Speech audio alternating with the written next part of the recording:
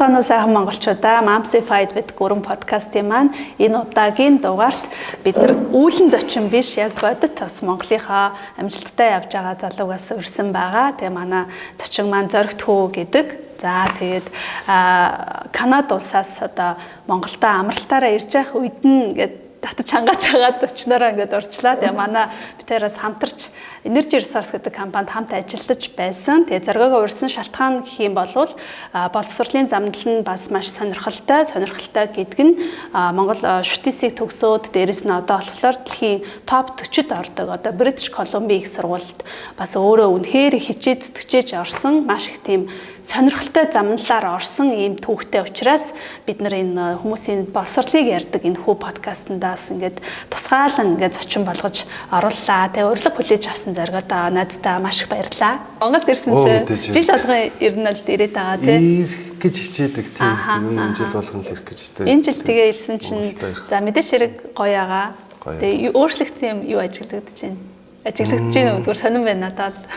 Мэдгүй мэдээж хэрэг Улаанбаатар хот бол өстой маш их шинэ барилгууд, гоё барилгууд тэмэгдсэн. Жил ирэх болгонд л тэгээд байдаг. Яг энэ өрн дулаан цагаар баг ирж ирээгүй 10-аад жил болсон байгаа байхгүй. Тэгээ яг ийм гоё үед ирсэн чинь бүр Улаанбаатар хот бол гоё л байна. Нутагтаа ирэх бол мэдээж гоё. Тэгээ хотоос гадагшаагаараа хөдөө явах бол бүр гоё тий. За мороо унаа. Түрүүн хэлсэн шүү дээ. Нөгөө баахан өдөө явж байсан нэг тас харлах хүн болцсон байгаа шүү гэдэг. Зүгээр тийм байгаа шүү. Манаас үзэгчнэр ойлгочих واخа тий. Оксфордын сургууль, BBC, Нэгдсэн үндэсний байгууллага зэрэг дэлхийн томоохон байгууллагын захирал менежерүүд ямар хичээл үздэг болоо? Эдгээр байгууллагуудын захирал менежерүүдийн үздэг хичээлийг та бүхэн манай Гүрэн аппликейшнаар дамжуулан монгол хэл дээр үзэх боломжтой болсон байгаа шүү. Английн Global Growth Institute-ийн дэлхийн түвшний менежер хичээлийг үзээд та бүхэн маань багаа хэрхэн бүрдүүлэх, харилцааны чадраа хэрхэн сайжруулах уу, удирдлагатайгаа яаж зөв харилцаж сурах уу, мөн хурлаа хэрхэн үр дүнтэй удирдах уу зэрэг ажлын байран дээр ч өдөр тутамд хэрэг болох ур чадруудыг эзэмшээд олон улсын сертификатыг гардаж авах боломжтой болсон байгаа шүү. Та бүхэн Гүрэн аппликейшны татаж авах линкийг комент хэсгээс аваад эхний хичээлээ өн төлбөргүй үзээрэй.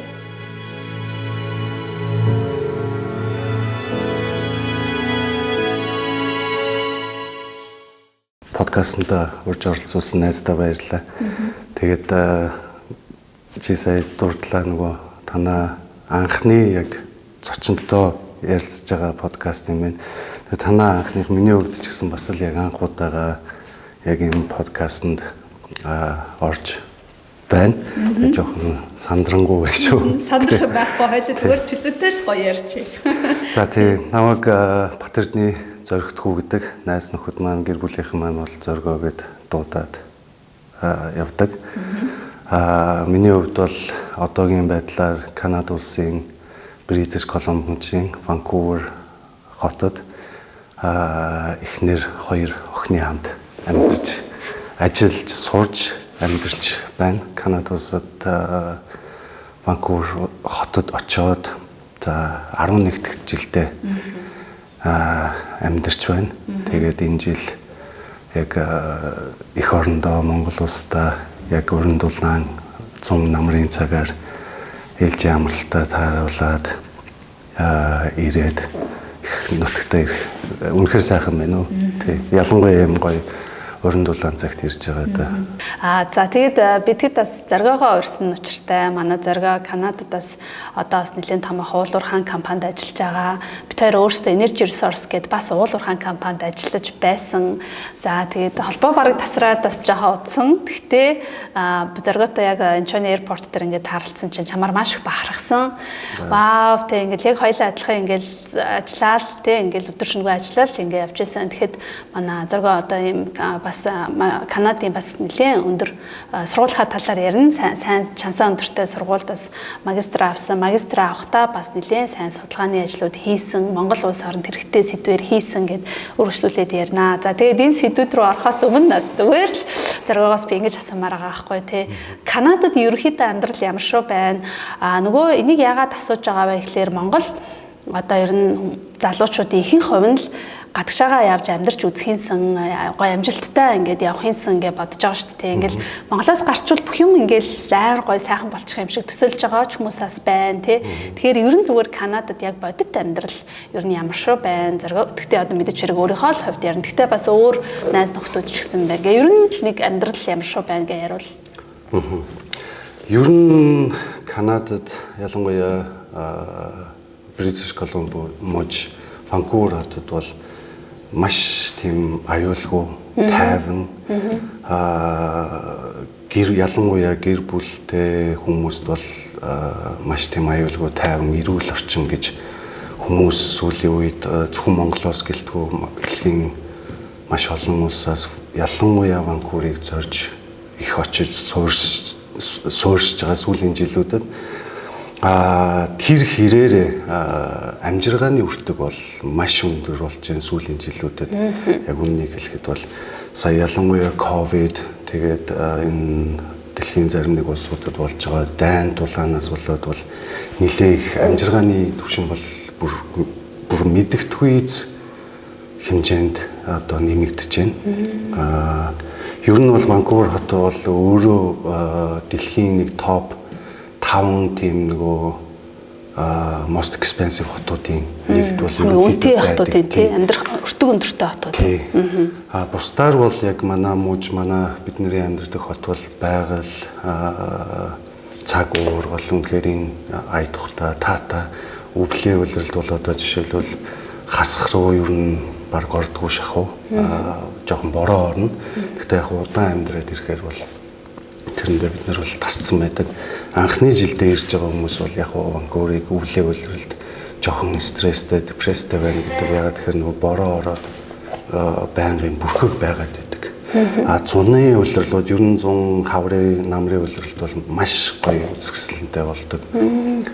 Цэцэг навчин дэлгэрээд одоо 3 сарын сүүлээс 4 сарын эхээс эхлээд бол маш гоё тийм байгаль цаг агаартай болдог. Тэгвэл би бас яг сонсч байсан монголчууд ер нь гадагшаа ингээд амьдрахадаас Канадаас айгуу тийм цаг уурын хувьд айгуу тохиромжтой байдаг гэд тэ ярьжсэн. За тэгвэл ковидын үеэр ер нь зүгээр амьдрал ер нь ямар шүү байсан бэ тэр үед? Бас өөр сонирн байна. Сая ингээд ковидоос хоошоо бас нэлээд өртөг нэмэгдсэн, хэцүү болсон. Би бас яг сонсч байсан Канадаас хүмүүс айгуух буцаж байгаа гэд. Тий. Тэгээ ковидын үеэр ер нь яг тэнд амьдрал ямар шүү байсан бэ? Локдаун болсон уу? Тий, ковидын үеэр бол ер нь л яг дэлхийн бусад улс орнууд шиг Монгол шиг ч гэдэг юм уу те.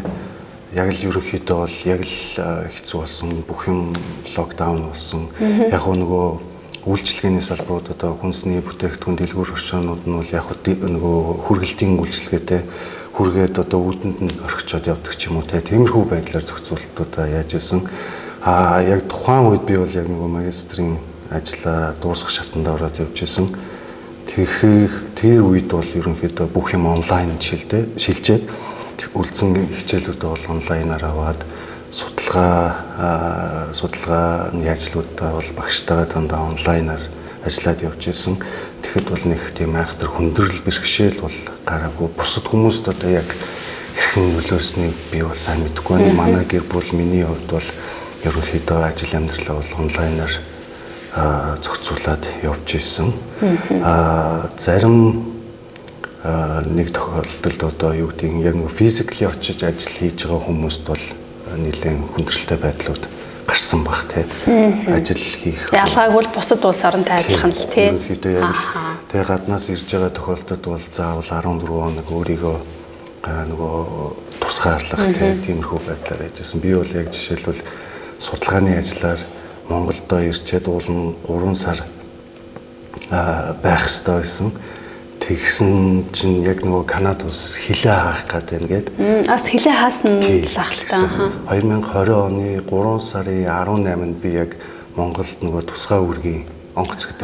Тэрүүгээр манай сургуулиас нөгөө гадуур явж байгаа оюутнуудаа зардал мөнгөний даагаад яралтаа буцаж ирэх тийм нөгөө профессоруудад нь тийм үүрэг чиглэлтэй. Ямар гоё юм тийм үү? Тэгээд би яг Америк болохоор бүр оюутнуудаа хөөгөөд байсан шүү дээ. Канад бол арай өөр. За. Магадгүй манай сургууль, миний сурч байсан сургууль юм болов уу? Бус сургуулиудыг би бол British Columbia гэх сургууль. British Columbia гэх сургууль. Тэгээд 2020 оны 3 сарын 18-нд яг Монгол улсаас нөгөө тусгай өргөгийн онгоц нисээд Туркээс нөгөө хүмүүсээ авчрах гээд яхад нь би зөрөөд явж таарсан. За. Тэгээд гэр бүл эхнэр хүүхдээсээ баг сар гаруй хол байсан мөртлөө очоод дахиад 14 хоног өөрийгөө тусгаарлаа. Тэгвэл төвхтөө нөхцөл байдлыг тэгэл бүгд л туулаад гарсан. Тийм. Дэлхийд даяараа л туулсан. За сонирхолтой юм байна. Тэр нэг сонирхууллаад хэлэхэд бол яг нөгөө Турки Стамбулын онгоцны буудлын дээр нөгөө маш олон тооны нөгөө нислэгүүд цуцлагдаад тэгээд ялангуяа нөгөө дундад Азийн улсуудын хүмүүс тэнцэнэ ингээд хоноглоод нисэх буудлын дээр хоноглоод хэдэн өдрөө тэнцээ саатаад маш их бухимдал үүссэн байсан. Тэгээ жоохон ингэх замраагүй байдал үүсэх гэх төлөвтэй. Тэгээд тэн дээр нөгөө энэ тэндээс иржсэн нислэгүүд ерөнхийдөө цуцлагдсан байсан болохоор ялангуяа Аз хүн би одоо жишээлбэл тухайн үед ч одоо нөгөө ковидын чинь хятадаас гаралтай гэдэг хятад хүмүүсийг нэг жоохон дургуулах маягтай байсан тийм. Тэгээд би бүр тэрэн дээр жоохон санаа зовоод гэх юм уу аюулгүй байдлаа хангаад яг Турки Стамбулын нисэх онгоцны буудлын дээр ингээ буудал захиад тэгээд тэнцээ оноглоод тэгээ гарч ганц жуултгой Монгол хүн байвал тий аюулгүй байдлыг хангаа тэр өрөөндөө цуг амарч болно шүү гэд тэгээд нэг Австрал руу бас яг явж исэн нэг залуу тааралдаад тэр залуу битгаар манай өрөөнд орж тий дараагийнхаа нислэгийг хүлээж исэн. Тэгээд маш их зэрэг цагдаагийнхан буу зэвсэгтэй зэрэг цагдаагийнхан онгоцны буудлын дээр ирээд ийм их замраагүй байдал үүсчихвэгээд тий. Маш эвгүй байдалтай байсан. Тий. Тэргээр явж исэн хүмүүс байгаа бол бас санаж байгаа. Бас амар л байсан мэн тий. Харин тий. Би бас ингээл яг сонирхдаг байхгүй. Одоо ингээл бид нар ингээл яг ийм дэлхийд даяар болж байгаа энэ үйл явдал хаана юу болж исэн бол гэх тий. Тэгвэл бас яг ингээд тэр үеэр минс чин тэр таарсан бас сонирхолтой юм байна. Тий. Тэгвэл Зоргогийн хувьд нэг одоо Канадад амьдраад 11 жил болж байгаа. Тий 11 дэх жилдээ 11 дэх жилдээ орж байгаа. Тэгэхээр одоо ч баг нэлээд дасаад баг тэмтгийн хүн шиг болцсон л байх. Одоо зүгээр эргээ бодглохлоор Канадад очоод юу хамгийн их санагдчихсэн бэ? Сонирхолтой санагдчихсэн бэ? Юунд нь ингээд тасахгүй ч юм уу тийм байсан. Эсвэл юу нь хамгийн их гоё байсан бэ гэдэг энэ хоёрыг зүгээр зэрэгцүүлээл сууч. Тийм түрүүн би дурдсан нөгөө бид нар яг 12 сард очиж исэн. 2014 оны 12 сард очиж исэн. Тэгэхэд бол яг ингээд онгоцноос буусан чинь нэг л тийм битүү үүлтэй болохоор тэгэл ингээл бороо ороод 12 сард Монголд бол айгүй хүүтэнтэй. Тэгээ миний төсөөллөөр анх бол бодохтой хүмүүс ярьдаг нөгөө Канадыг Монголтой их ойролцоо цаг агаартай гэдэг. Бас л нэг тиймэрхүү хүүтэн орчин өгөх болов уу гэж төсөөлөлтөд очсон чинь эсэргээрээ маш дулаахан нэмэх 5-6 градустай бороотой тэгээд тийм бүрхэг байсан. Тэр нь жоохон миний нөгөө төсөөллөөс өөр байсан. Тэгээд тэр нь үргэлжлээд ингээд 12 сар, 1 сар, 2 сард ингээд ерөнхийдөө яг л нэг жил өдрөө бороо ороод тиймэрхүү байдалтай байсан нь эхний үед бол тасан зогсоход жоохон хүндрэлтэй байсан. Тэгээд ер нь бол тэрний хийлбэгэл юм байлаа л да. Анх очиж байгаа зөвхөн монгол хүмүүс биш. Анх очиж байгаа хүмүүст ялангуяа эрэгтэй хүмүүст, гэр бүлээрээ очиж байгаа эрэгтэй хүмүүст нөгөө маш их тийм нөгөө стресс, депрессийг үүсгдэг юм байна л да. Тэр нь ягаад тэгэхээр эрэгтэй хүн одоо яадын мэдгүй. Одоо би нөгөө эмчээс бас нөгөө сэтгэл зүйчтэй уулзаад ингээд нөгөө зөвлөгөө аваад яаж явах тэр бол эрэгтэй хүн маш илбэг тохиолддог тийм стресс гэдэг, депресс гэдэг. Ягаад тэгэхээр эрэгтэй хүн жоохон нөгөө гэр бүлийн хүнээс арай илүүтэйгээр биеийн гэр бүлийн одоо юу гэдэг юм гэр бүлээ үүрэг хариуцлага өндөртэй гэдэг утгаараа тэгдэм үү. Эсвэл нөгөө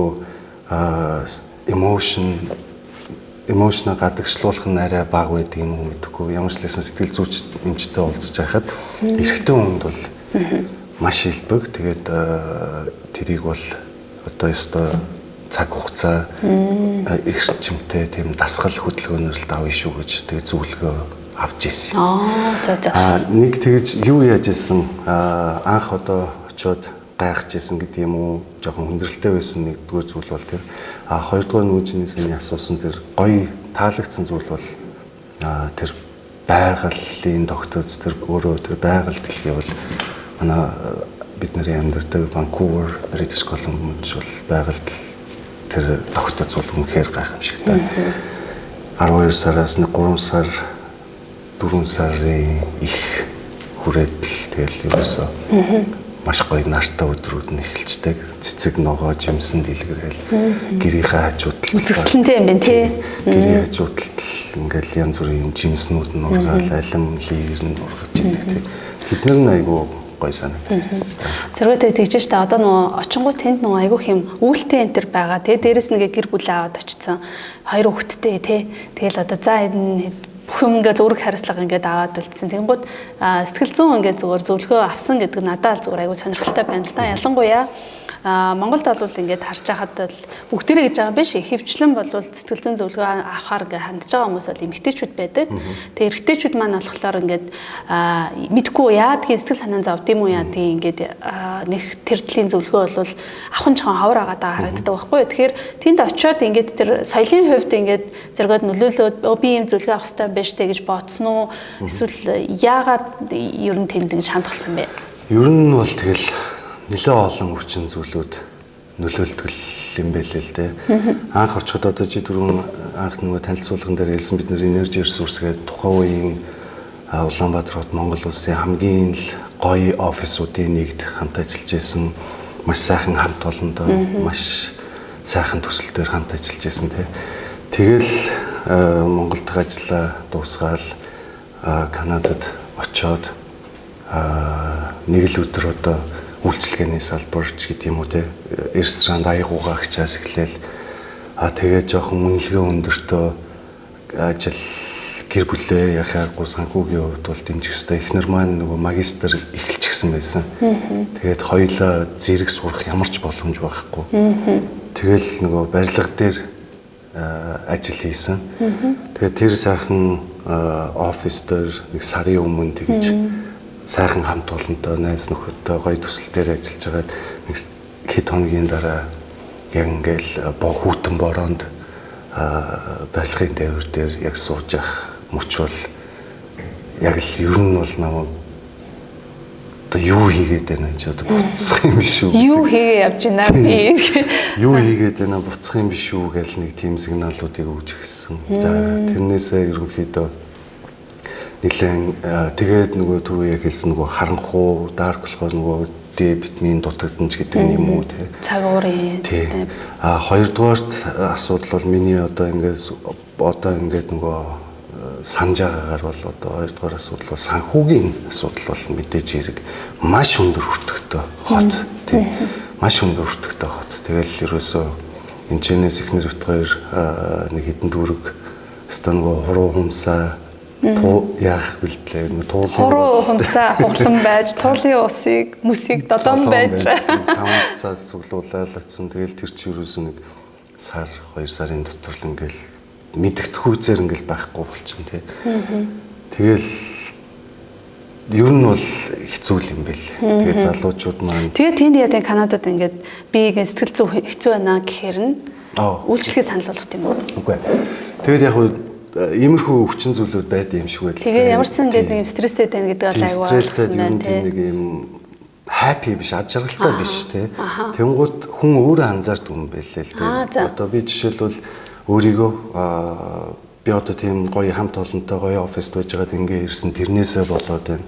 Тэнгууд яг үнийг хэлэхэд бол хүн хамгийн ойрхон байгаа хайртай хүмүүстэй жоохон бухимдлаа илэрхийлэх гэдэг. Тэгэж штэ би одоо их нэртэй одоо жишээлбэл чи хурдан төгс чи сурж байгаагаас л болж бид нэр би одоо ингээд байгаад энэ ч гэдэг юм уу те ер нь буруутгах гэдэг. Тэгэхээр нөгөө хажуудлын хүн маань анзаарсан юм шиг байгаа. Одоо миний өгшин нэг чи нэг сэтгэл зүйчд үзүүл яад юм бэ гэдэг те. тэр чин бидний хувьд бол анх нөгөө тэнцээ очиж байгаа хүмүүст бол яг үннийг хэлэхэд бол сэтгэл зүйч гэхээр ялангуяа эрэгтэй хүмүүст чиний түрүүний дурддаг ялангуяа эрэгтэй хүмүүст тийм сэтгэл зүйчдэр очино үзүүлэн зөвлөгөө авна гэдэг чинь тийм ментал ишүүтэй болцсон хүмүүс очдгийн юм шиг ойлголттой байсан. А тэгэхэд яг үнэндээ зүгээр л чамтай нэг хүн чиний нууцыг хадгалж чадах маш олон хүнтэй яг тэр чиглэлээр ингээд туршлагачсан зүгээр л чиний яг хамгийн сайн найз байж чадах хүн л чиний дотрыг удлаад юунаас болоод ингээд нервтэй дээ, юунаас болоод стресстэй дээ ч гэдэг юм уу. Тэр гаргалгаа нөгөө копинг стратеги гэж яадаг тиймэрхүү юмнуудыг хэлж зааж өгч анх тэгэл нэр энэ юм ингийн л юм биш үү ийм л асуудал надад үүсч байгаа юм биш үү? Тэр нөгөө гаргаж онгойлгож чадахгүй зүгээр л ингээл нөгөө нэг л байгаадаа сэтгэл хангалуун биш байгаад байсан. Тэгээд тэр хүн сэтгэл зүйчтэй нэг 2 сешн яваа, 3 дахь сешнээс бол зүгээр л амар энгийн юмуд эцэг хүний өөрөх ёстой үүрэг хариуцлагуудаа л үрээд явж байгаа л бусдын л адил хүн байгаа байхгүй. Тэгэхээр л өөрийгөө одоо жишээлбэл бусдаас илүү хийгээд байгаа юм шигээр тий. Эсвэл дутуу юм шиг тий. Дутуу юм шигээр яагаад гэсэн. Тиймэрхүү мэдрэмжүүд бас аюул нөлөөлт юм л. Тэгээд сэтгэл зүйч бол маш хэрэгтэй юм байлээ. Тийм маш чухал point гэж би бол бодож байна. Яагаад гэвэл одоо яг ингээд гадаадад над руу ч гэсэн гэдэг байхгүй одоо манад одоо нэг коллеж консулингийн үйлчлэгээ аваад явсан хүүхдүүд энэ төр уйлаад ярина башаа би чадахгүй юм байж тээ би ер нь юу ч сураагүй юм байна энэ төр гээл те ингээл уйлж ураал ингээл явна те тэгэхээр ер нь гадаа эх орондоо битгий хэл ингээл эх орондоо ч ингээл заримдаа хэцүү байдаг байхад чинь тэгээ гадаадд яг ингээ очихлоороос бүхэл одоо гэр бүл ялангуяа гэр бүлэрээ явж байгаа хүмүүс ч гэдэм үү одоо ингээл асуудал үүсээ тэрнийхээ цаана гарч чадахгүй салах гээл эсвэл ингээл зөндөө асуудлууд үүсэж байгаа шүү дээ тэгэхээр энэ дээрээс манай подкастинг ингээ сонсож байгаа хүмүүс байвал те ингээд хин нэгэнд очиод мэрэгжлийн бос хүнд очиод ингээл сэтгэл ангаагаал пиби уугаад ярихаасаа илүүтэйгээр те баг ингээд мэрэгжлийн сэтгэл зүйчдэр очиод зүгээр ингээд үйлчлэгээ авбал хамаагүй бас үр дүнтэй байх бах тэгээд бас нууцыг хадгална те тийм ерөөсөө сэтгэл зүйн тийм өвчтөй болцсон гэсэн үг биш зүгээр дотроо онгойлгож чадахгүй хөрөмтлүүлэл бухимдал айгаал түгшээл яваад байгаа хүмүүс л яг ингээд сүултээ тийм хажууд хүн анзаарч эхэлдэг юм шиг байлээ л дээ. Тэгэд манай эхнэр яг тухайн үед миний өгчнийг очиод яг бол яа тийм нэг л тийм сайн зөвлөгөө өгсөн байна. Тийм. Гүү happy биш байгаа. Тэгээд бас би эхнэрийнхээ шууд зөвлөгөөгөөр очичоогүй маа. За. Яг үннийг хэлгээд манай нэг найз тухайн үед яг Солонгос улсад одоо яг энэ сэтгэл судлалын чиглэлээр доктор хийж ирсэн. Тэгээд одоо үзчихэж магадгүй. Тэгээд найзтайгаа нөгөө нэг фэйсбүүкээр холбогдоод найз нэг иймэрхүү зөвлөгөө авах гэсэн найз нь жоохон ингээд нөгөө байгаа байдалтай happy биш байх гэдэг юм уу те нэг тиймэрхүү ягаад. Тэгээд мэрэгжлийн хүн чинь юу юм бэлээ. Надаас нэг 2 3 тийм асуултууд асуугаад ерөн зориг наач айгүй энгийн юм штэ. Монголчуудын хувьд л нэг юм заавал тийм өвчтөө хүн л тэнцээ очдог гэсэн тийм ерөнхий ойлголт байгаад байдаг. Чи миний зөвлөгөөтэй зөвлөгөөгөө зүгээр л тэр сэтгэл зүйчтэй ярилцаа дотроо онгойлгоод үзэх хэрэгтэй шүү дээ. Эрэгтэй хүмүүс чинь ингээд гэр бүлтэйгээ ярьдгүү, найз нөхөдтэйгээ ярьдгүү маш олон юмыг ингээд дотроо хадгалаад байгаад байдаг. Сэтгэл зүйч гэдэг хүн бол ерөөсөө чиний нууцыг хадгалах, чиний яг л хамгийн сайн найз шиг л ярилцах тэр л хүнштэй зөвлөгөө өгөн тийм болохоор очиод уулзаарай гэд. Тэгээд найзынхаа зөвлөгөөгөөр эхнэр маань хэлээд өөртөө тавиад тэгээд өөрөөс үйлдэл хийгээд тий. Тэгэж нэг очиж яажсэн шүү. За окей тий.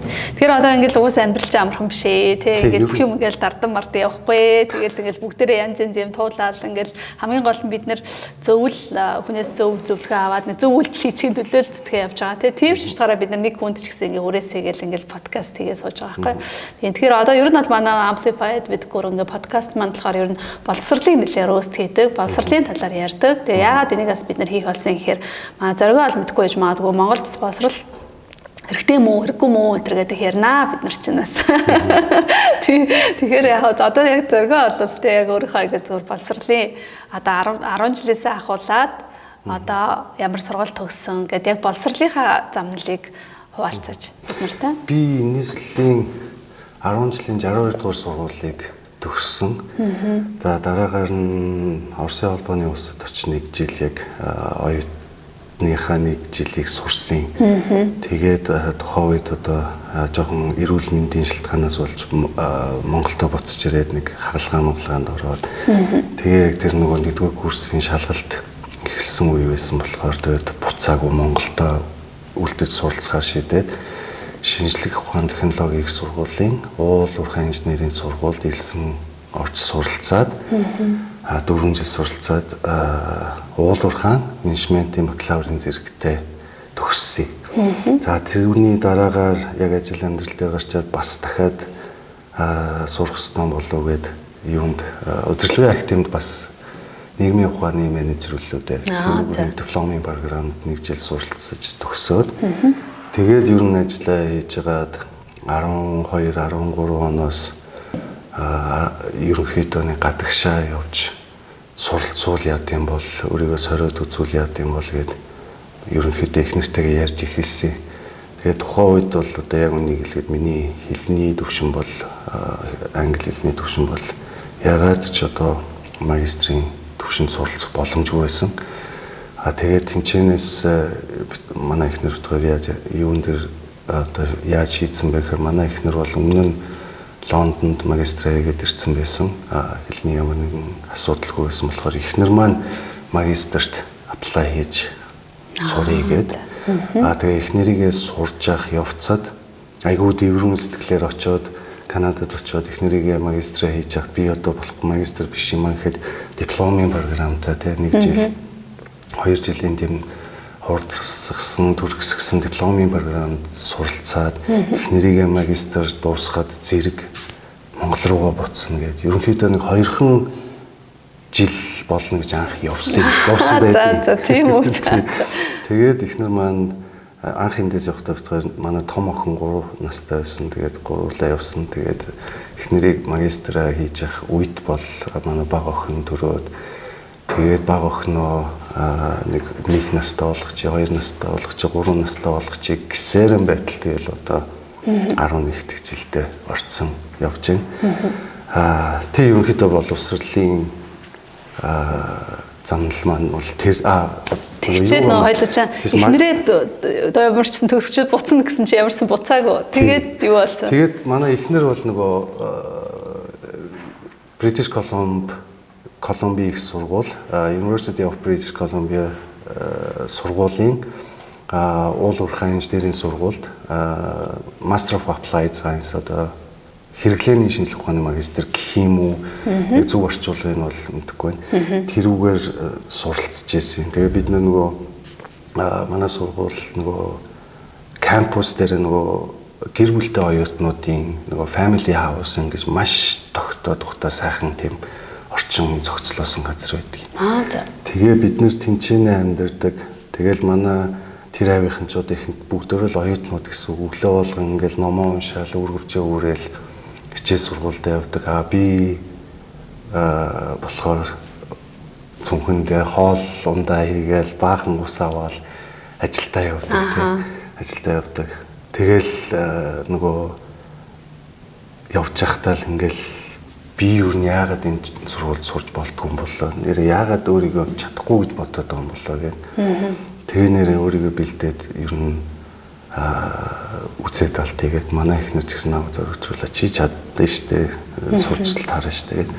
Тэгээ би тэр нөгөө эхнэрийн магистрийн дараа тэр нөгөө юугаа дипломын програм гэдэг бодлоосоо бүр салаад за би энэ чи магистртаас ресет хийгээд өөрийгөө заавал магистрт бэлдэж магистрт сурна гэдэг бүр өөртөө зорилго тавиад тэгэнгუут нөгөө англи хэлний нөгөө оноо IELTS-ийн оноо англи хэлний төвшин бол мэдээж хэрэг тутмаг байсан асуудал болсон.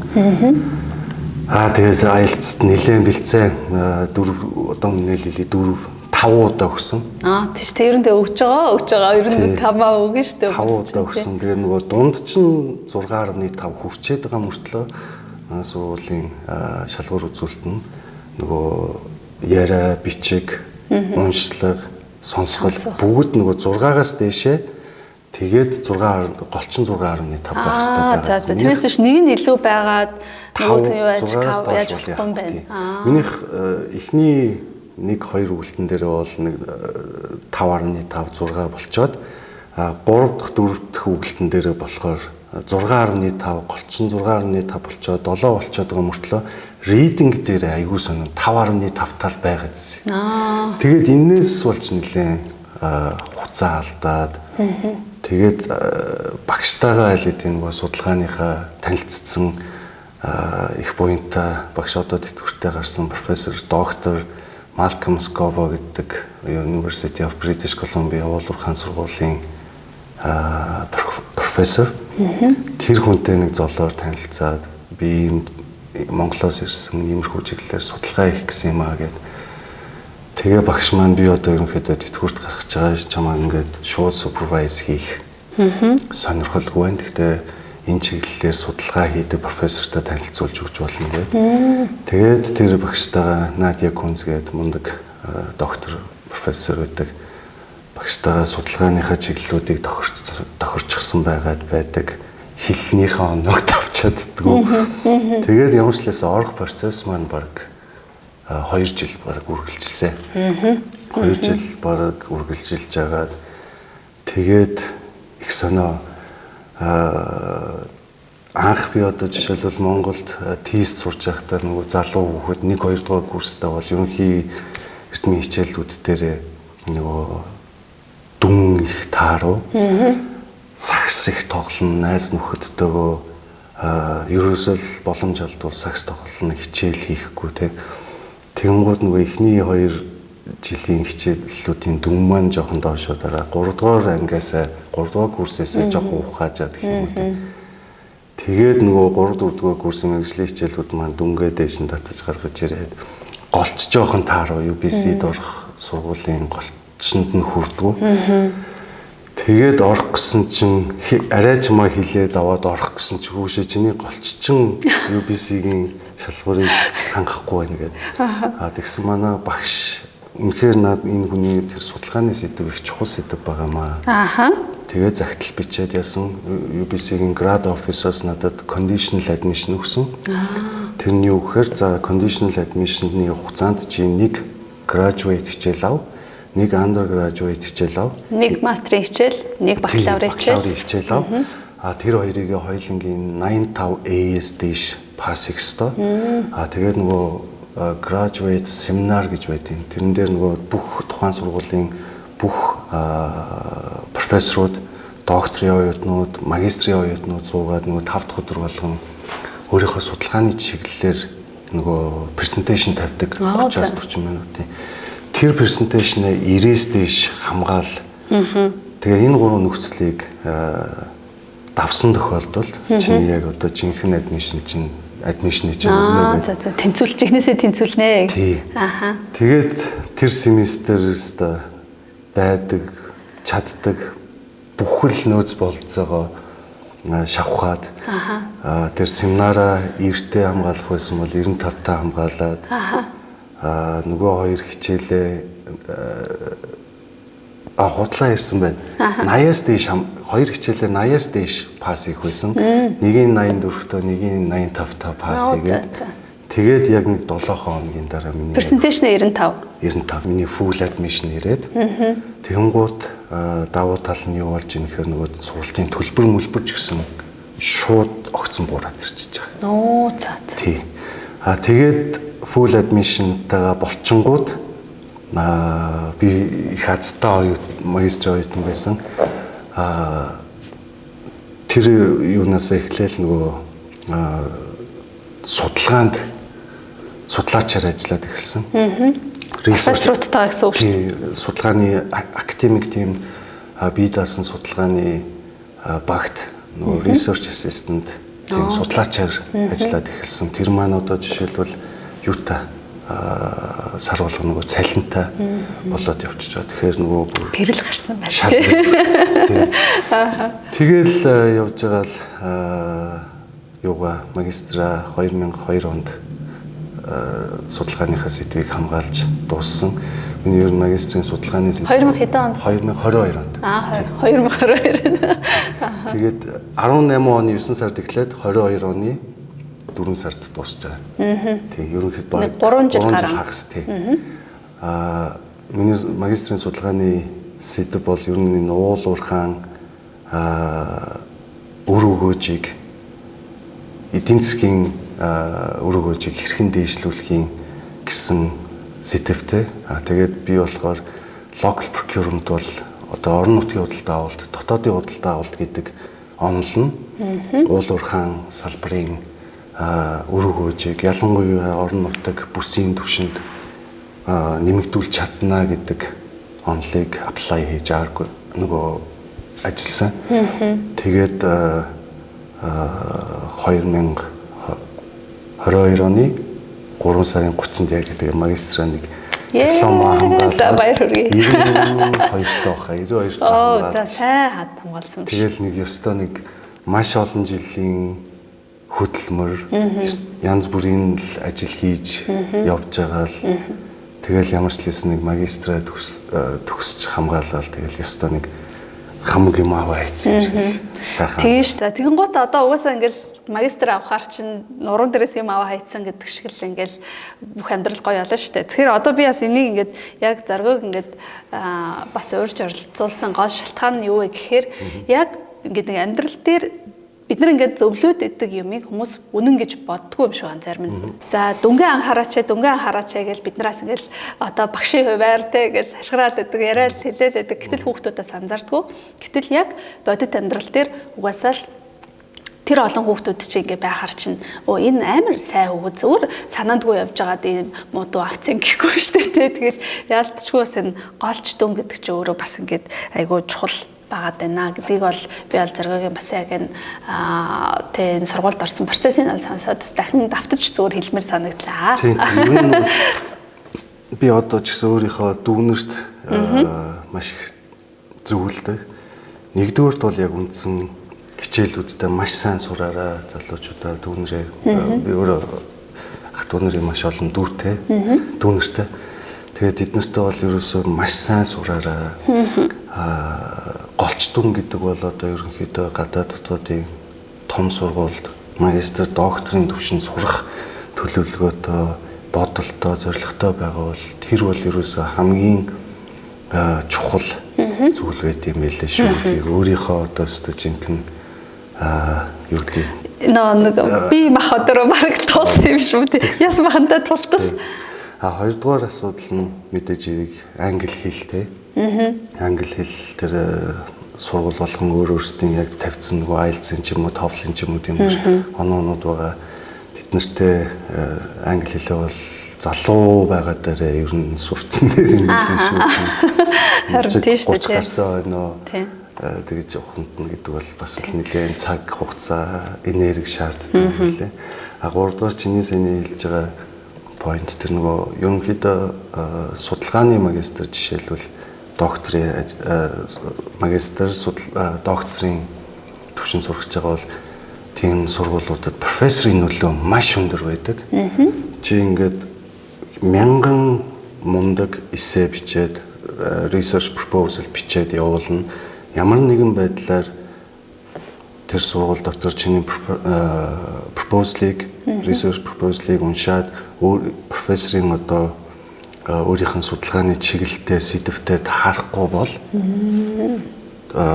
тэр чиний аппликейшн тэр хэвд тэгэл эргэлдэж байгаа л нэг сонирхолтой миний сэдв биш байна гэд профессоруднаас авахгүй байх нь тий. Ерөнхийдөө чиний сэдвийг тэр багш нар харж агаад энэ миний сэдвтэй таарч юм ч гэдэг юм уу. Тэгээд чиний бүх нөгөө CV-ийг юу гэдгийг тэр юмнуудаа үзээд тэгээд профессорын тэр юу аяйгуу чухал байд юм байлээ. Тэр утгаараа би харин дөрөв хэлсэн маш азтай оюутан байсан. Сайхан багш нартай танилцаад яг л тэндээ очиод танилцж байгаа шүү дээ. Монголоос ирсэн би яг ийм сэдвээр судалгаа хийх гээд байгаа маа гэх. Тэгээд одоо юугаа тавьж шít саналаа тавьж шít тийм. Иймэрхүү чиглэлээр ингээд судалгаа их сонирхолтой байгаа маа.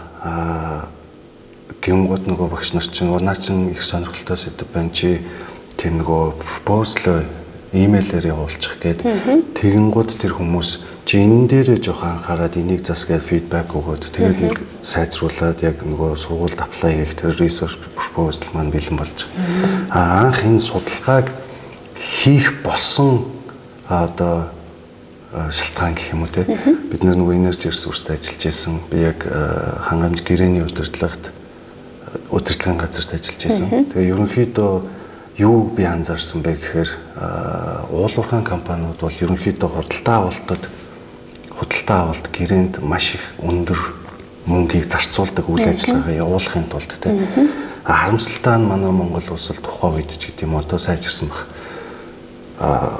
Худалдаа авалт хийгээд байдаг, бараа материал захиалаад байдаг.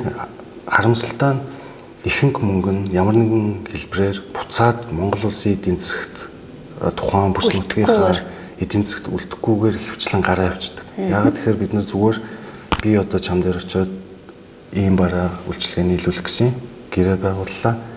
Би очиод Хятадаас ч юм уу, Оросоос ч юм уу ямар нэгэн улсаас манай үйлдвэрлэгч улс биш болохоор тий импортлж оруулж ирээд нийлүүлчихээр ямар нэгэн байдлаар value манай улсад бий болохгүй.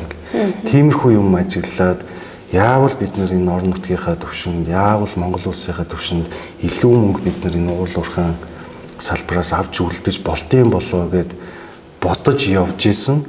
Гэтэл энэ орон нутгийн худалдаа авалт, дотоодын худалдаа авалт гэдэг маань өөрөө онлайн төвшөнд академик орчинд бүр онл болоод local procurement гэдэг онл болоод яригдаад, судлагдаад энэ уулуурхаагаар хөгжсөн улсууд бол орон нутгийн худалдаа авалт гэсэн үг шүү дээ. Local худалдаа авалт. Тэр тухайн улс орноос авах ч гэдэг юм тийм.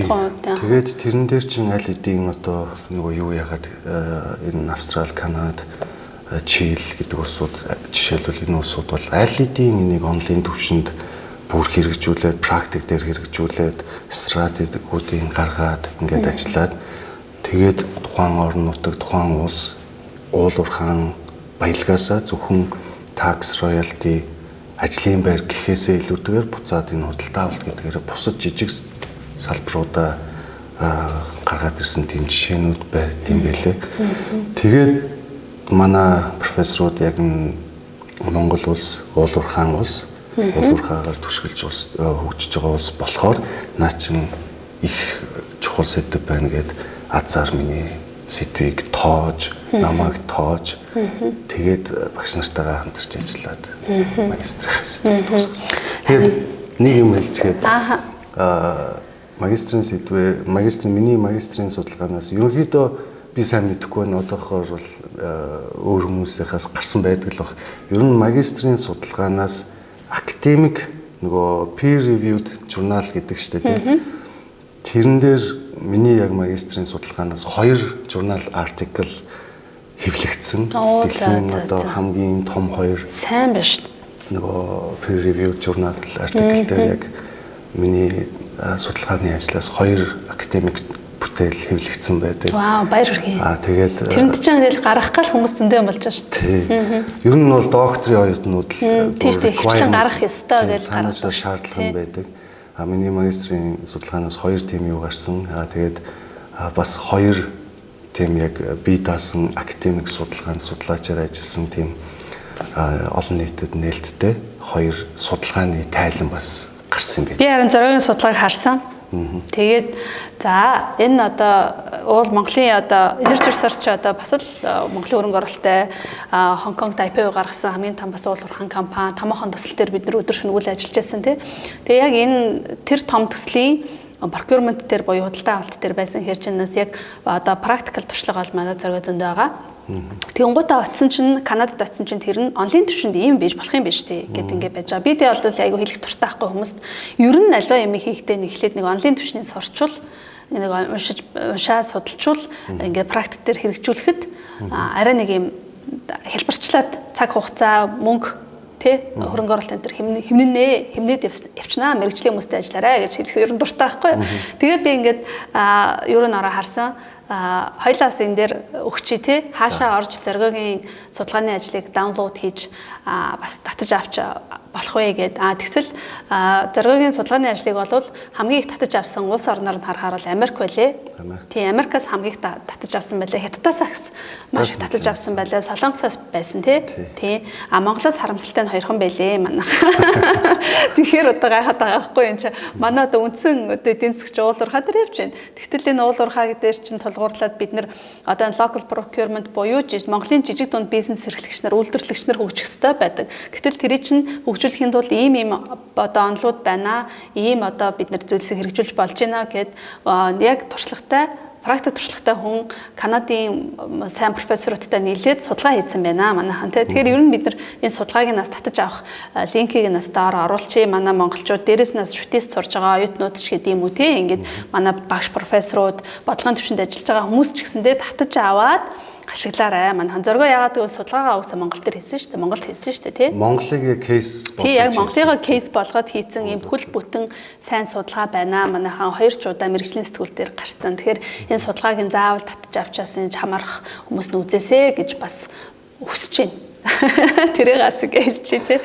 Бидний одоо маш олон мундаг монгол залуучууд манай сургуулийг төгссөн тий.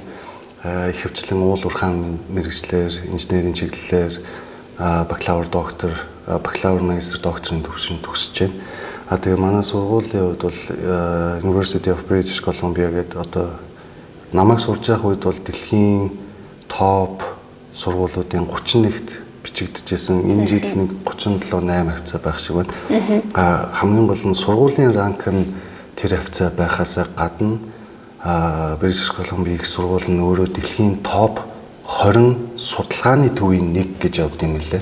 Тэгэхээр судалгаанд чиглэсэн, судалгаанд амар ач холбогдол өгсөн их сургууль, тийм центр гэж явд юм лээ. Тэгэхээр тэр нөгөө судалгаанууд дээр тавьдаг шаардлагууд, судлаач нар дээр тавьдаг шаардлагууд нь маш тийм хатуу одоо өндөр шаардлагыг тавьд юм болоо да гэж би ажигласан.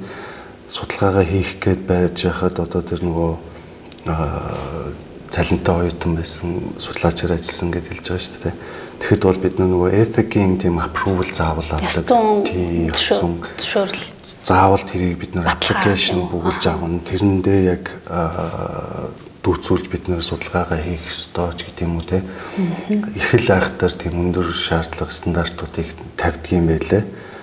Тэр утгаараа ямар ч лсэн судалгаагаа нэг 3.5 жилд нэг арайч юм авахтайгаа дуусгасан. За тэгвэл тэр сайн судалгааг манайхан бас татаж гоо ашиглаарай гэж хүсье тий. За хоёлаа ингээд боловсролынхаа талаар ингээд ярьсан. Одоо хоёлаа за ингээд гоё нар гарцсан тий. Ингээд өстө нар гарцсан. Одоо ингээд сургууль тий. Дэлхийд 31-т ордог сургууль төгсчлөө.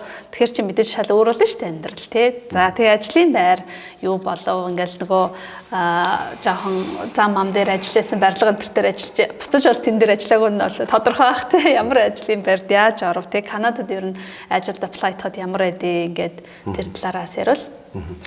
Ер нь сургуулийн зүгээс тэр нөгөө юу яадаг юм бэлээ. Тэр нөгөө төгсөгчд сурж байгаа хүмүүстэй тийм нэг job fair-үүд ч юм уу тийм зөвлөгөө өгдөг тийм арга хэмжээнүүдийг зохион байгуулт юм бэлээ. CV-гээ бичих ч гэдэг юм уу тиймэрхүү юмнууд өгдөг юм бэлээ. Тэгээд миний хувьд бол бас л их хазтай. Яг сургууль төгсгөө тэр нөгөө төгсөлтийн арга хэмжээ нь 6 сард байсан. Би 4 сард нөгөө ажлуудад материалуудаа өгөөд эхэлсэн. Тэгээд байжсэн чинь их хацтай нэг 10-аад байгууллагт материалаа өгчөөд байжсэн чинь нэг газраас холбогдоод тэр нь бол одоо бараг 50 гаруй жилийн түүхтэй үйл ажиллагаа явуулж байгаа Канадын 2 дахь том зэсийн урхаа байсан.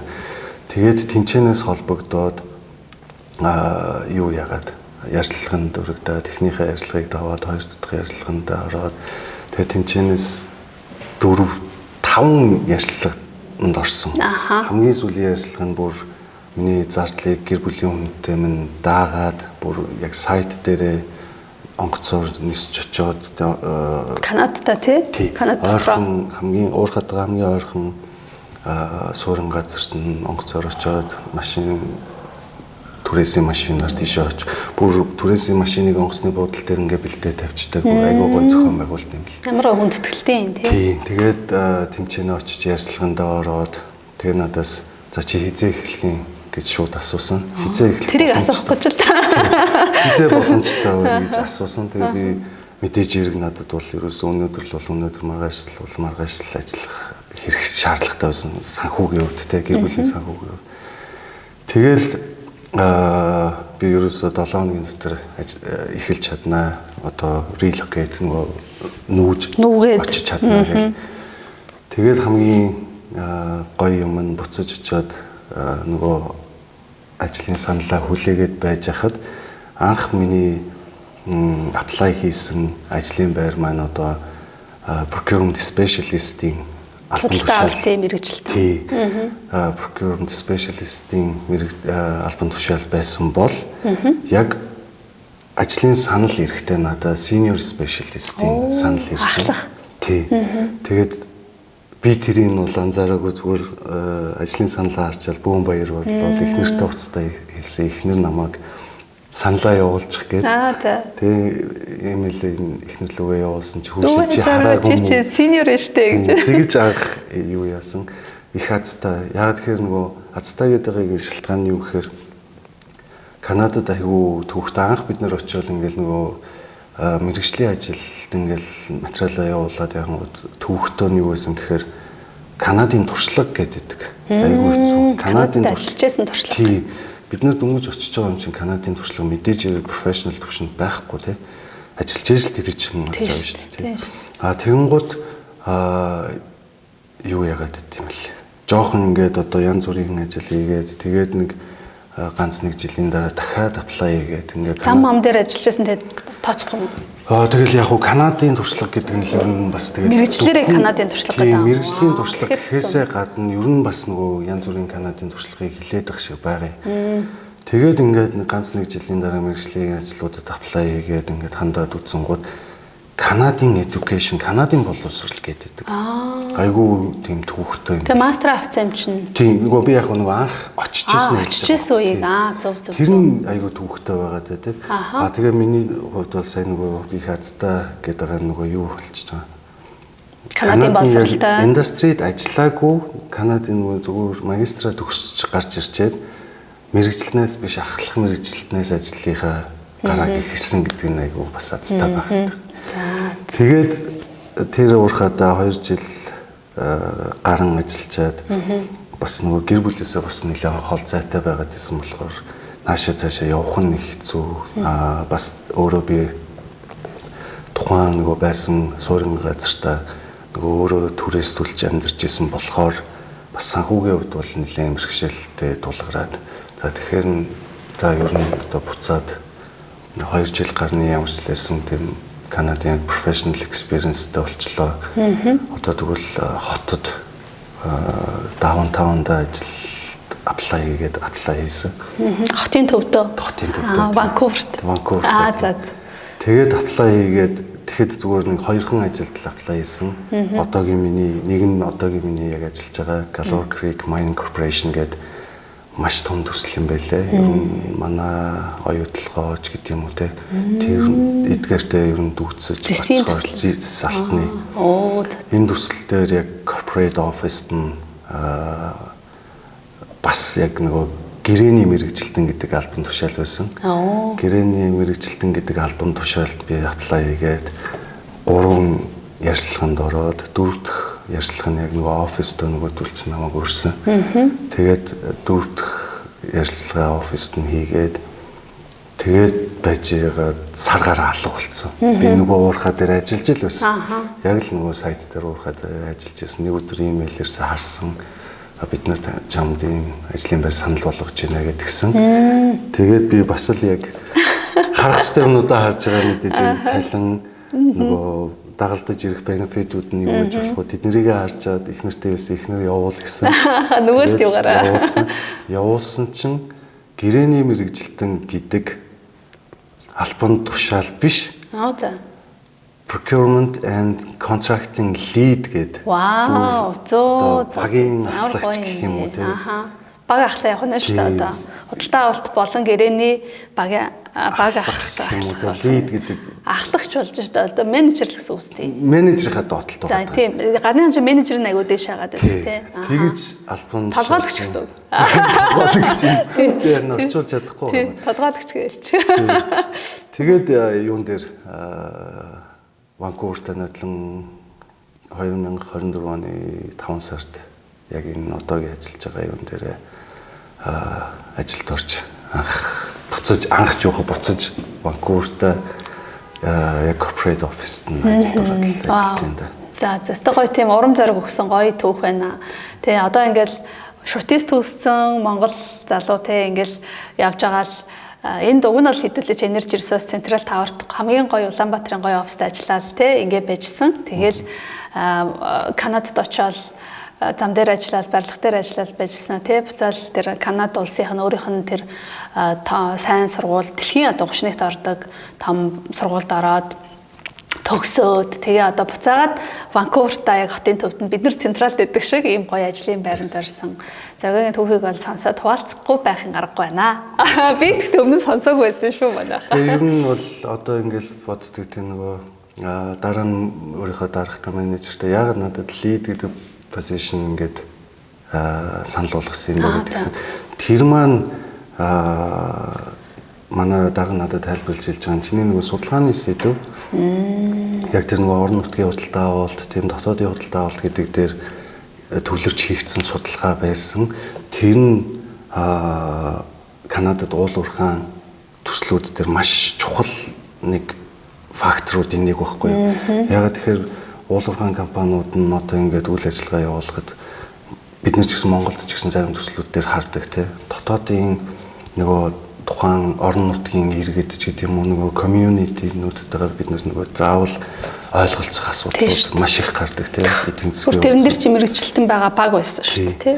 Тэнгууд яг манай одоогийн ажиллаж байгаа төсөл маань өөрөө яг тийм нөгөө Tahltan гэдэг First Nation Group байдаг. Бас уул уурхайн компаниудтай маш амжилттайгаар ажиллаад сурцсан тийм First Nation. Тэнгууд миний судалгааны сэдэв чинь нөгөө судалгаач юм болохоор яг тийм нөгөө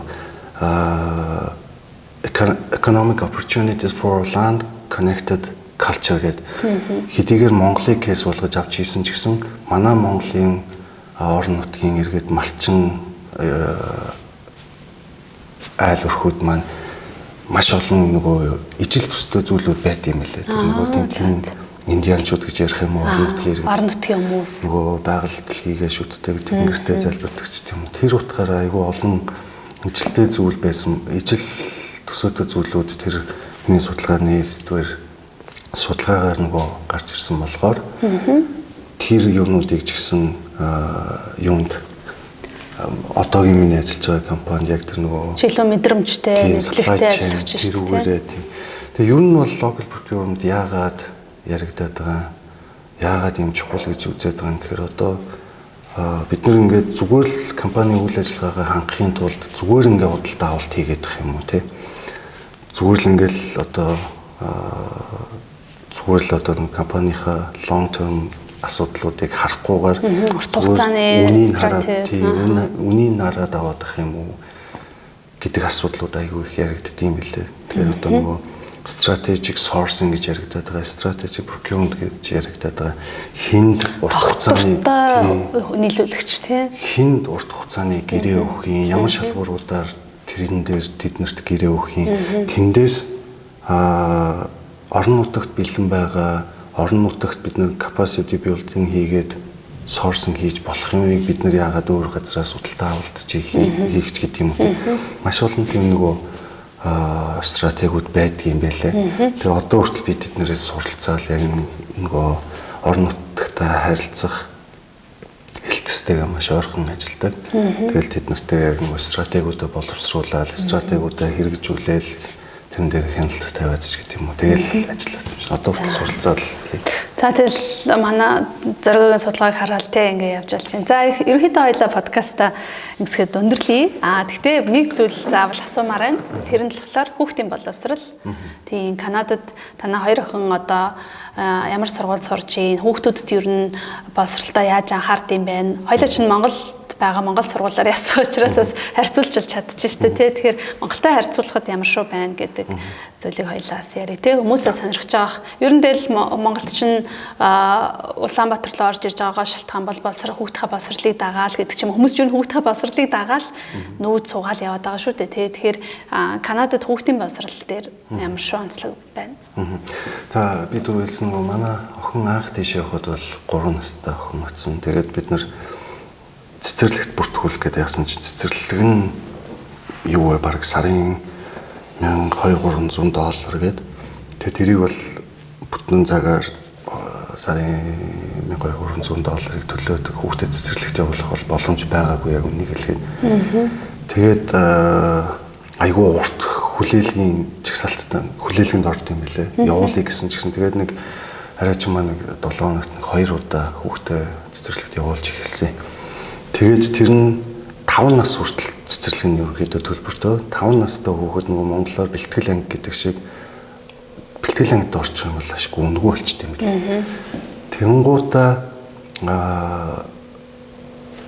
нэг бэлтгэл ангиас миний ажигласнаар шүү. Тэгээ өөр сургууль, өөр провинсууд нь мужууд нь өөр байдаг байж магадгүй. Ойлоод одоо Ванкуверын тухай ярьж. Яг BC тэгээ манай хоёр хүүхдийн сурсан сургуулийн тухай ярьж байгаа. Тэгээд тэрэн дээрээс ингээ ажиглахад ер нь нэг 5 6 дугаар анги хүртэл хүүхдийг айгүй тийм нөгөө чөлөөтэй байлгаад юм байна. Зүгээр л ингээл нэг зураал, яг л ингээл нэг цэцэрлэг сургууль мөртлөө нэг цэцэрлэг шиг ингээл хин тэнд очиод нэг зураал тоглоол тий. Тэгээд яваад идэм байна.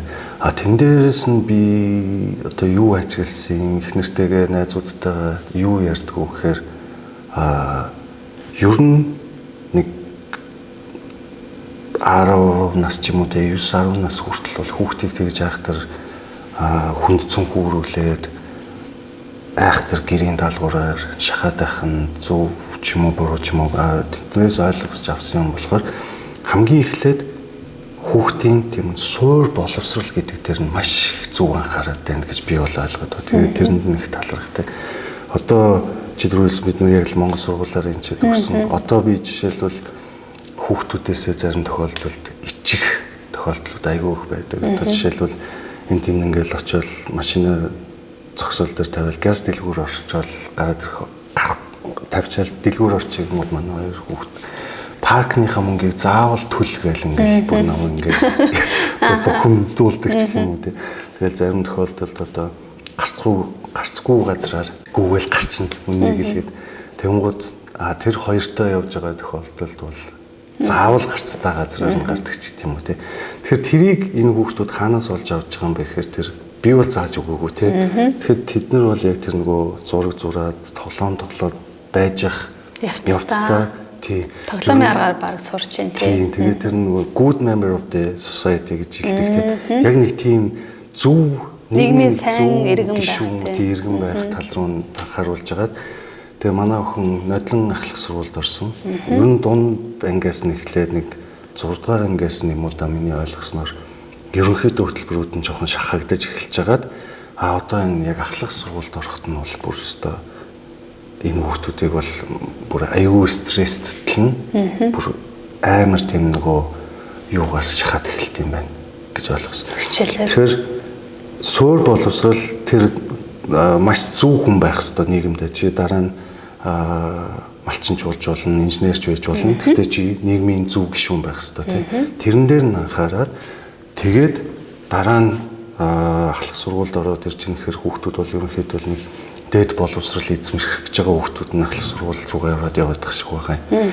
Тэд нар бол нэгэнд зөв хүн болсон тохиолдолд бол тэр нэмэх нь дээд боловсрол.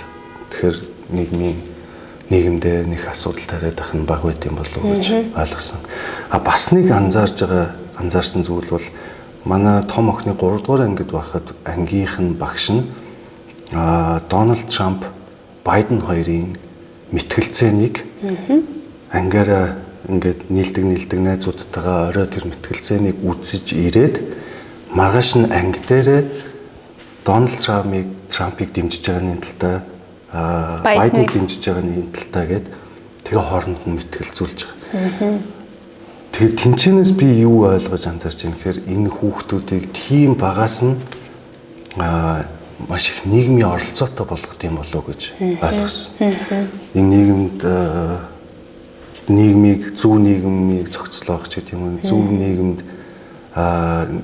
тал бүрийн мэдлэгтэй, тэгээ улс төрийн мэдлэгтэй тэр хоёр чинь ерөнхийлөгч болох ч байгаа хүмүүс чинь мэтгэлцэж байгаа чинь мэдэж хэрэг тэр чигтээ эдийн засаг ярьж байгаа, эрүүл мэнд ярьж байгаа, улс орны тэ нийгмийн бүхэл одоо геополитик, улс орны зөндөө олон асуудал ярьж байгаа. Тэр огшол ухаалгаар тэр хүмүүст ингээд нэг дор маш олон төрлийн одоо асуудлуудыг ойлгуулчих шүү дээ. Тэгэл ер нь айгүй их тийм нөгөө нийгмийн оролцоотой байхын ач холбогдлыг тийм багаас нь заагаад сонгуулж яаж болох юм те. Одоо жишээлбэл миний хувьд бол одоо жишээлбэл магадгүй 18 нас хүрснийхаа дараагийн 1-2 сонгуул бол өгөөг баха. Одоо юу гэдэг таахгүй, чухал гэж бодохгүй. Тийм чухал гэж бодохгүй.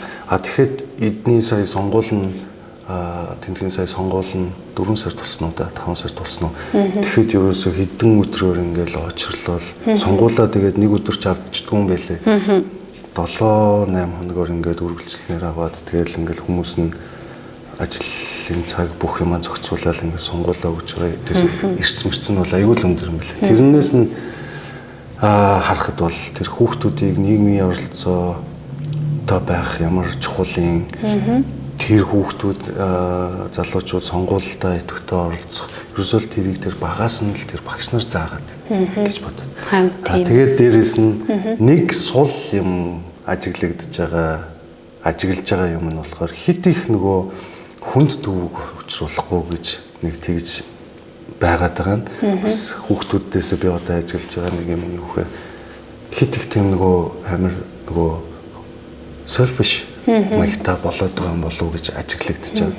Яг хөө тэрэн дээр бидний хүмүүс Монгол хүний хүмүүжлж мэдээж хэрэг бие биентэй тусдаа дэмтэй олонтойгоо яв гэдэг шиг тэрэн дээр нь бас ингээл зөрчил үүсэл.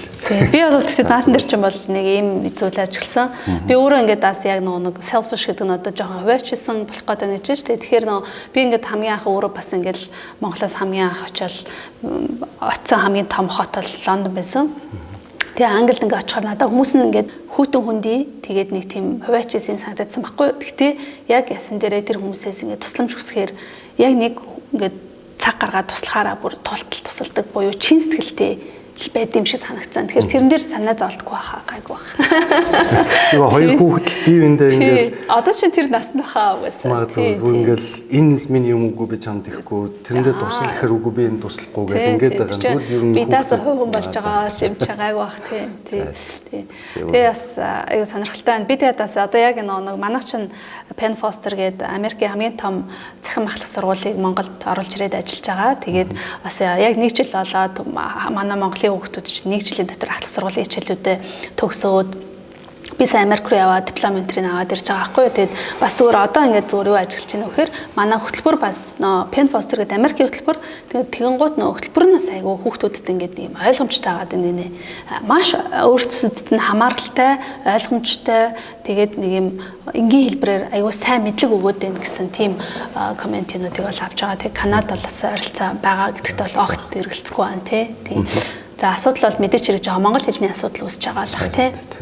Том асуудал. Гэтэ гайгүй монгол хэл тэгэл ирээл гайгүй жигдэрчих баха. За окей. За ингээд подкастаа өндөрлөе. Тэгээд маш их баярлалаа. Цаг заваа гаргаад бас тэр холоос ингээд ирээд эн чин тий айгүй үнэтэй цаг хугацаа штэ. Монголд байх хугацаа, гадаад дудаан жил бас байх мэдээж хэрэг хичнээн гой байдаг ч гэсэн бид нар байнга л их орноо сандаг штэ тий.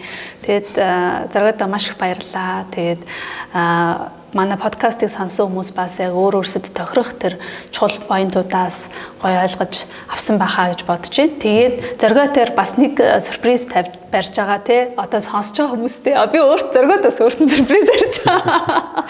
Тэр нь юу вэ гэхлээр бид нараас нэгж байгаа. Одоо ингээд хоёлынгийн яриаг сонсож байгаа шүү дээ.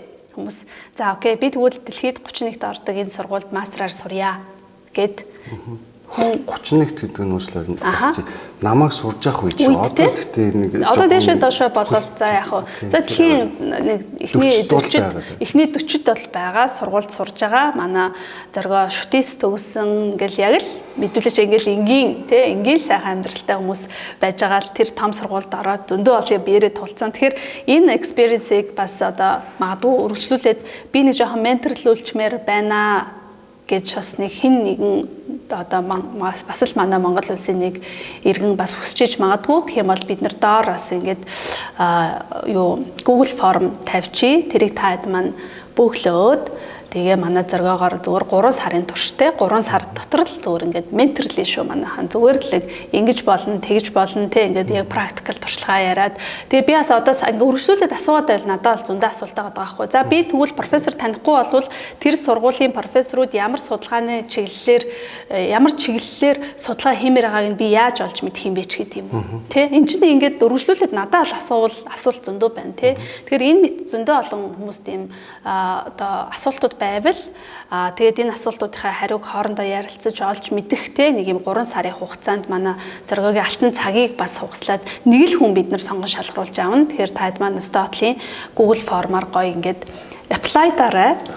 Тэгээд зоргогийн нэг их цагийг өрөхгүй манай гүрэнгийн хамт олон багш нар бас ингээд өмнөөс нь ингээд selection хийгээ шалгаад тэгтээ мэдээж хэрэг хүсвэл бүх мэдээлэл нээлттэй. Тэгээд шалгаад бас за энэ хэдэн хүмүүс байна. Одоо алийг сонгох вэ гэдэг одоо бас short list хийгээд те ингээд лист гаргаад ингээд ябал бас нэг хүнд ч гэсэндээ тусдсан болох юм болов уу гэж бас бодож байна. Тэгээд өөрийн чадах мэдэх юу л байна. Тэгээд тийм стол өөрийн чадах бид нар ч бас community-тэй сервис үзүүлэх хэрэгтэй шүү дээ. Би бүр зоргоог ирсэн чинь Ижоны airport-ээр тааралтай зочноороо ураад тэгээ энд ирснээ одоо манай улс орондоо үйлчлэгээ үзүүл энэ төргээд хүрдгснэ. Тэгтээ бүх ажилтаа болгож чинь. Тэгтээ зүгээр хаа яа тэгэл яг би өөрөө босрлын салбарт ингээ 10 жил ажиллаж байгаа учраас ингээд өгцөн болов гэд гитсэн хүмүүс зөндөө таардаг учраас ингэж ийм саналыг тавьсан. Тэгээ саналыг маань хүлээж авсан явдалд маш их баярлалаа. Оксфордын их сургууль, BBC, Нэгдсэн үндэсний байгууллага зэрэг дэлхийн томоохон байгууллагын захирал менежерүүд ямар хичээл үздэг юм болоо? Эдгээр байгууллагуудын захирал менежерүүдийн үздэг хичээлийг та бүхэн манай 3 аппликейшнаар дамжуулан монгол хэл дээр үзэх боломжтой болсон байгаа шүү. Английн Global Growth Institute-ийн дэлхийн түвшний менежер хичээлийг үзээд та бүхэн маань багаа хэрхэн бүрдүүлэх юм, харилцааны чадраа хэрхэн сайжруулах уу, удирдлагатайгаа яаж зөв харилцаж сурах уу, мөн хурлаа хэрхэн үр дүнтэй удирдах уу зэрэг ажлын байран дээр ч өдөр тутамд хэрэг болох ур чадруудыг эзэмшээд олон улсын сертификатыг гардаж авах боломжтой болсон байгаа шүү. Та бүхэн 3 аппликейшны татаж авах линкийг комент хэсгээс аваад эхний хичээлээ өн төлбөргүй үзээрэй.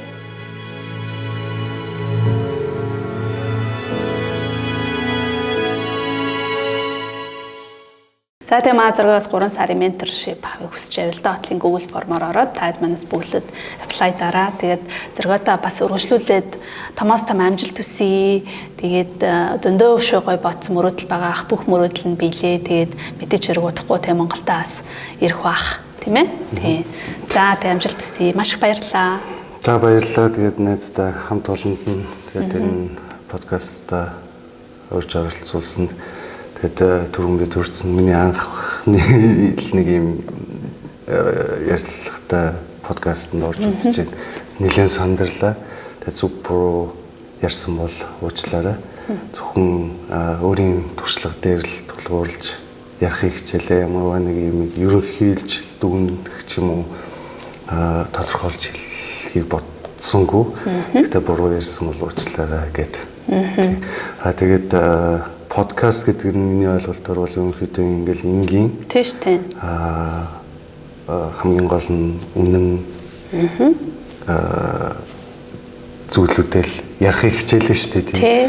Одоо юунда нуух уу, юунда ичих үү, хэцүү үе байсан, давж гарсан хамгийн гол нь тууштай байдал ямар ч зүйлд хүргэж болох юм болоо даа гэж боддоо шүү дээ. Тийм. Тэгээ хүмүүс ингээд маш их ажиллаад, маш их тууштай байгаад, маш олон зүйлийг давж гарсныгаа айгуу даруухнаар Аз гэж ярьдаг. Гэтэ би бол Аз гэхээсээ илүү тэр бол маш их хүч хөдөлмөрийнх нь одоо буцаад хөлсөн ирж байна л гэж бол хардаг. Hard work pays off гэдэг тий. Тэгэхээр тэгэл одоо гинт шантрах гэсэн хүн байл битгий шантраарай. Тий. За окей. За баярлалаа. За баяртай.